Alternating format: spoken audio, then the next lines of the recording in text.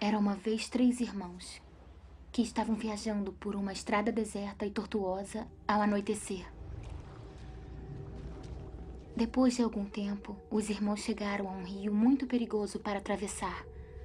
Os irmãos, porém, eram versados em magia. Os 3 irmãos simplesmente balançaram suas varinhas e fizeram uma ponte. Antes que pudessem atravessar a ponte, tiveram o caminho bloqueado por uma figura encapuzada. Era a Morte. Ela se sentiu traída. Traída porque o normal seria os viajantes se afogarem no rio.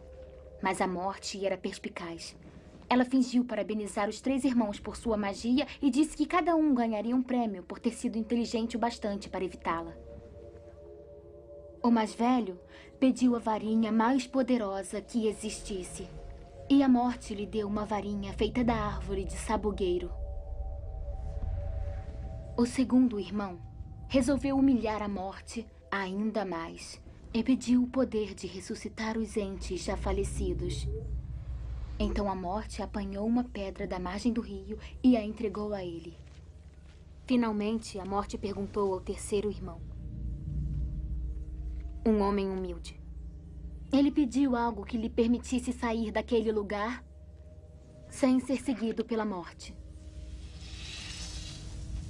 E a Morte, de má vontade, lhe entregou sua própria capa da invisibilidade.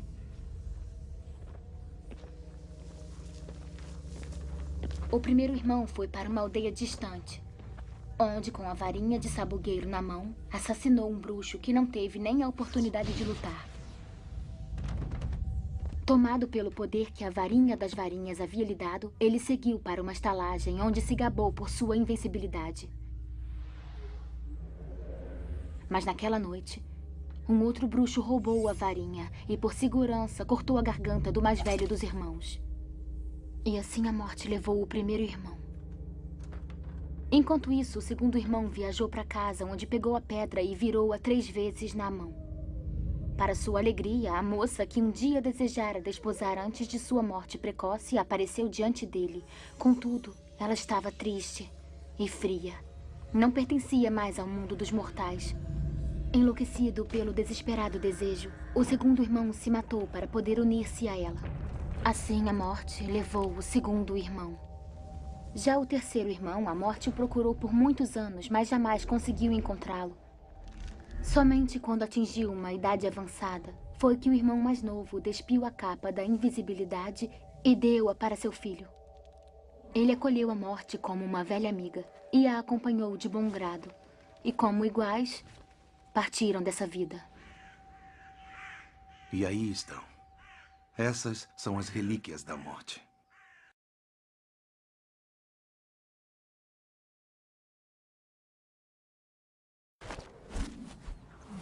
Era uma vez 3 irmãos que estavam viajando por uma estrada deserta e tortuosa ao anoitecer. Depois de algum tempo, os irmãos chegaram a um rio muito perigoso para atravessar. Os irmãos, porém, eram versados em magia. Os 3 irmãos simplesmente balançaram suas varinhas e fizeram uma ponte. Antes que pudessem atravessar a ponte, tiveram o caminho bloqueado por uma figura encapuzada. Era a Morte. Ela se sentiu traída.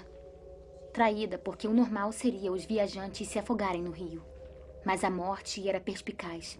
Ela fingiu parabenizar os 3 irmãos por sua magia e disse que cada um ganharia um prêmio por ter sido inteligente o bastante para evitá-la. O mais velho pediu a varinha mais poderosa que existisse. E a Morte lhe deu uma varinha feita da árvore de sabugueiro.